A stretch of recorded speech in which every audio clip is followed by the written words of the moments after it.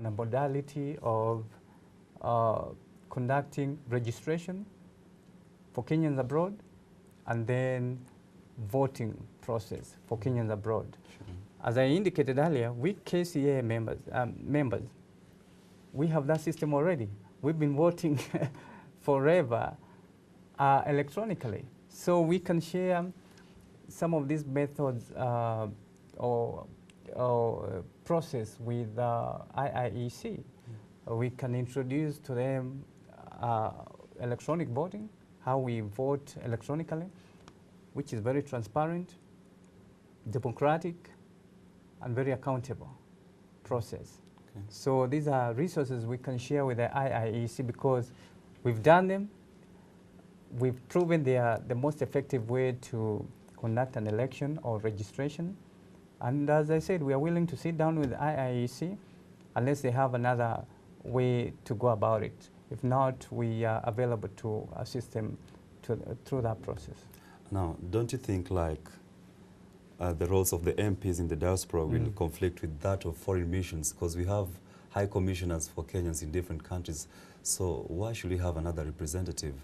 No, let me first of all clarify that. Right. There's no conflict between foreign missions and an elected MP, Member of Parliament. First of all, the foreign missions are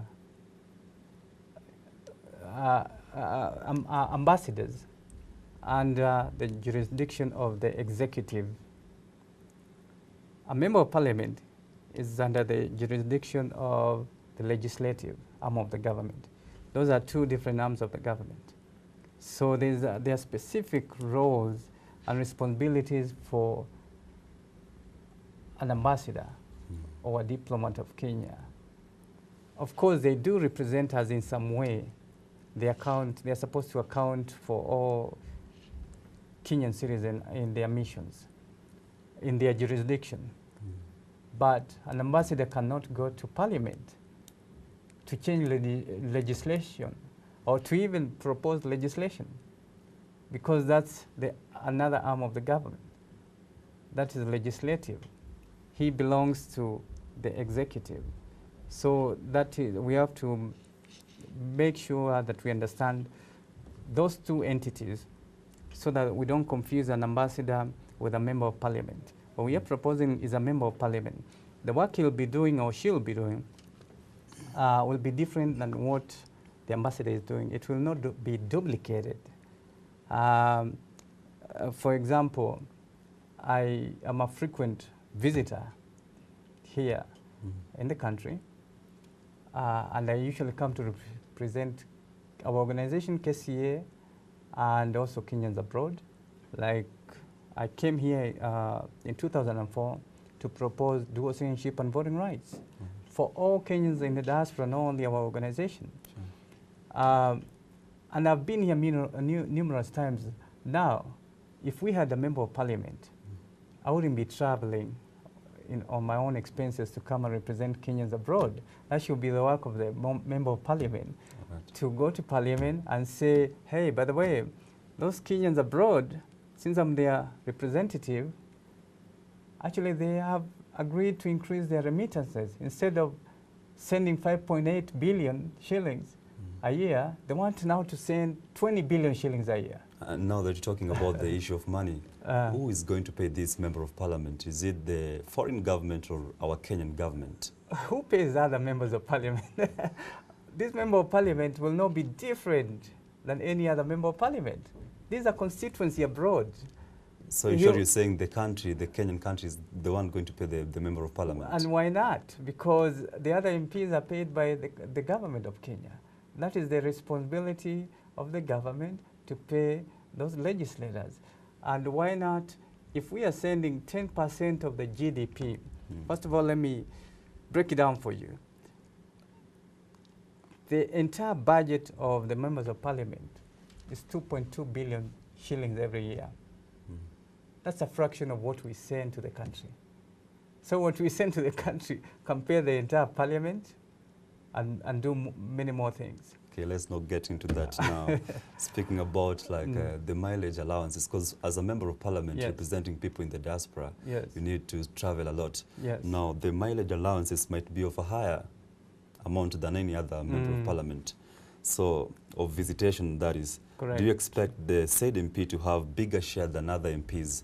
No, we are not asking for any other extras as compared to what the allowance of the current MP is. We are not asking for special treatment. This member of parliament will not get special treatment, will be treated just like other legislators. The 3-month session, or however long it takes to convene parliament, our legislator will sit there during that period of time, and when parliament is in recess, he or she will go and visit his constituents. His constituents, he or her constituents are abroad. So let me first of all remind you that the current members of parliament, they travel all the time. Okay? They globetrot the whole world, taking care of their business, business of parliament. Okay? So why can't our member of parliament do the same? Our member of parliament will just be traveling just the way other members of parliament travel all over the world. But he or she will be traveling to see his constituents who are abroad. And talking about that, we have something to do with the CDF kitty. So is it going to apply also to the members living in the diaspora? Well, CDF, I will not read too much into it, but what I can say is that that's up to the member of parliament for abroad to decide if they want to forfeit the CDF or not. Because usually CDF is Constituency Development Fund. Our constituency is an imaginary. It's not physical per se. It's an imaginary constituency. That's what we call constituency abroad. So the member can decide to forfeit that and say it's unnecessary to have that CDF money, or we can decide to channel it to other activities. We can say, hey, you know what, voter registration and the election process takes a lot of money maybe abroad. Maybe we can use some of those CDF funds to cater for that, to put up polling stations or to enable the electronic system to operate efficiently.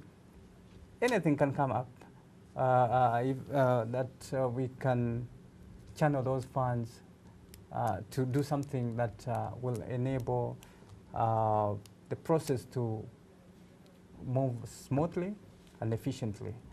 And we also, you also have to remember we have a lot of initiatives here on the ground as Kenya community abroad.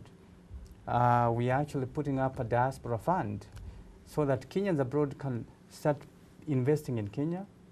So some of this money maybe can help to facilitate that process because we want to increase our remittances over here in the country. And that's a lot of money we send over here. We want to even make it even more and encourage Kenyans abroad to come and invest in their own motherland so that our country can grow, not only financially, but whether it's through intellectual knowledge or whichever way it's possible. We want to, do our civic responsibilities for our motherland. So we think we are very, first of all, this dual citizenship and voting rights, it's actually bonding us even strong.